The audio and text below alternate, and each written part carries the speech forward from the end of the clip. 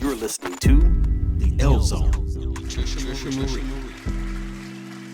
Hello, welcome to the L Zone with me, Latricia Marie, coming to you today about how to basically build a better space for your peace. I know everyone, new year, new me. This year didn't see too much of that, ironically, but I know people do set goals for themselves or have things that they want to do in New Year's and become better. And I was like, okay, let's kick off the year, positive note.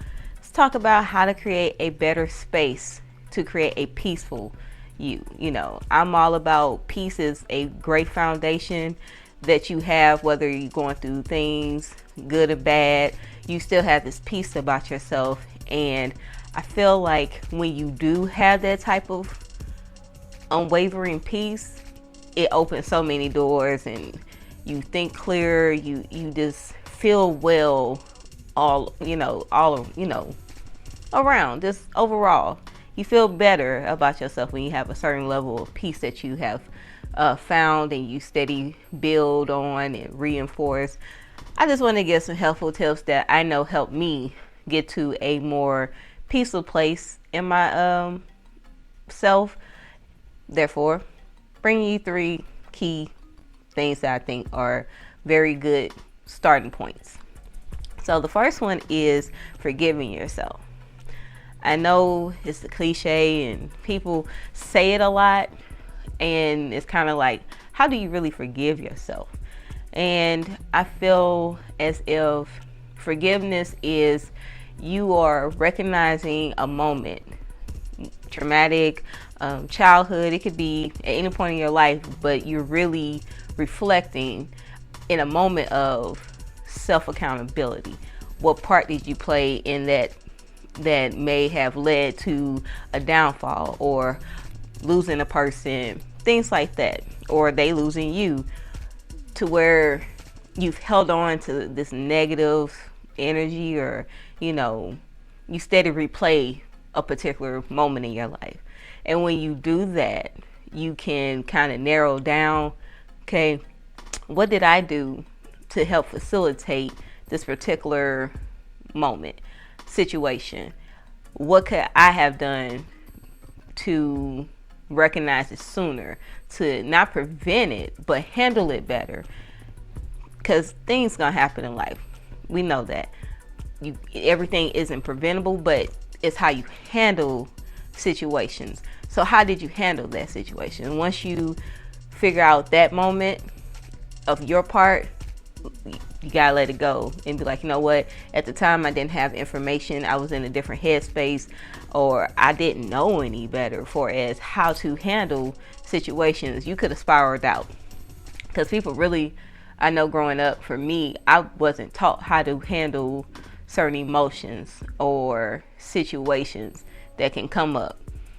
People normally talk about how to get a job, do for yourself when you out here, pay bills, but how to deal with connections or situations, not so much. So let's start there, forgiving yourself, that particular process of starting to kind of let go of things, recognizing what happened, your part, how to do better, how to create a thing in your head, like a game plan, on recognizing, hey, went through this before, person's has characteristics like this. That way you can kind of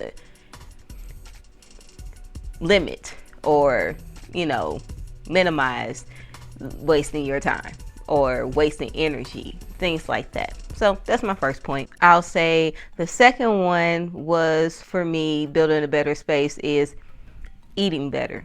People may not think eating and creating a space for yourself coincides, but to me it does, because when you are feeling better inward, it comes outward as well. And that's part of where you eating. You have some foods that make you feel sluggish, feel lazy. It just kind of push you sleep. You go into this whole, I've binged out on something because you haven't registered your emotions or even realized that you may be stress eating, emotional eating. Things happen. And eating better actually helps clear your head. I know people be like, they juice, but it's researching which type, how does that process in your body, because not all juicing is good for you, but just learning more about your body, how food actually processes, how do you feel after you eat a particular thing, knowing, hey, let me cut back on this. Or if you cut back, have a thing where, let's say it's chocolate, maybe twice a month you eat something with chocolate in it, or twice, 3 times, no more than it binging out 5 times a day on some stuff, but spread it out through the month to help start the habit of being more mindful of what you're putting in your body, because it really does make a difference what you eat. Like within 2 weeks you will feel a big difference. Your body will start getting rid of extra waste and things like that. It's a game changer with those two: forgiving yourself, eating better. The third one, I would have to say, get into a hobby that puts you in a space of joy or clarity. Like, you can clear your mind, you're not thinking about the negative so much. So of course, I'm using me, but I know exercising helps me just kind of zone out. Not so much now think about anything. I'm really not thinking about anything negative. I know last year I started, last year, I keep forgetting we're in a new year, sorry y'all, but I started skating, and I was just like, wow, it teaches you you have to relax and have a confidence at the same time, but you gotta learn how to relax. And I was like, damn, why is it so hard for me to I meditate, and it's a different type of level of relaxation where your body is intense. You're more aware of where you may be tense at. Like during meditation, I may feel like I'm relaxing my shoulders, but somewhere either my jaw got tight because something creeped up, and I'm holding my mouth tight, and I'm not fully relaxed. I'm just trying to zone out. But with skating, I can't tense up, so it's helped me become better at relaxing, being more centered in a sense, and not overthinking, and just being in a better space. Because normally when you get a hobby that you really love, and it may involve people, a group or something that loves it too, y'all just happy to be there to do something that you love. So I say do that, of course. And my last one is basically, reinforcing, once you find that peace, reinforcing things around it to keep it there. Keep it at the center of your core. Boundaries is a good way. Holding yourself accountable. Recognizing, like, hey, how do I feel in this moment? Is this messing with you? Am I able to handle it? Okay, I feel myself not handling this situation, then this is not it for me. I have to remove myself. You become more aware of what's, about to try to nitpick at your peaceful space. There we go. That's what we're going to call it, peaceful space.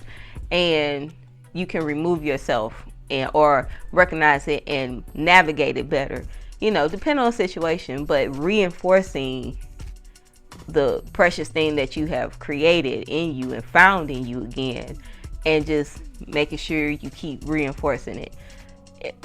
It's a day-to-day thing, because anything can set you off. You can be driving road rage and you be like, oh my God, anything can set you off, and it may take you back to a period in your life, and now you going down to catch it, but even though I said 3 things, I think I gave you 4, but that's okay, a bonus one. But that's something to work on in 2024.